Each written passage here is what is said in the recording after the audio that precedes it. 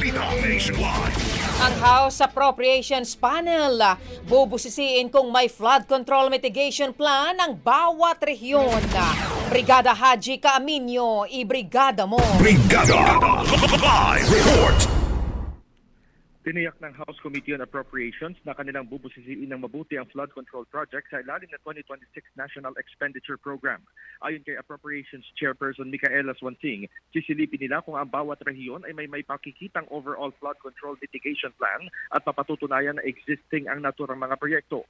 Nasa 274.926 billion pesos ang alokasyon para sa flood control project sa susunod na taon. Mula sa naturang halaga, mahigit 272 billion pesos ang ilalaan sa flood management program ng DPWH habang mahigit 2 bilyong piso sa MMDA.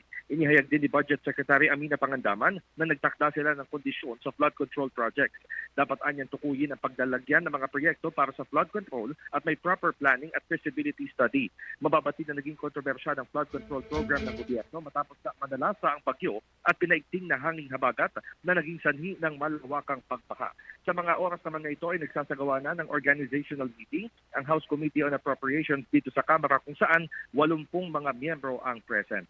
In the heart of changing lives, ako si Brigada Haji Caaminio ng 105.1 Brigada News FM Manila, the Music and News Authority. Brigada Balita. Ang bahaging ito ay hatid sa atin ng Mom's Love ES1 Capsule. Simulang tuparin ang pangarap ng iyong anak. And starting now,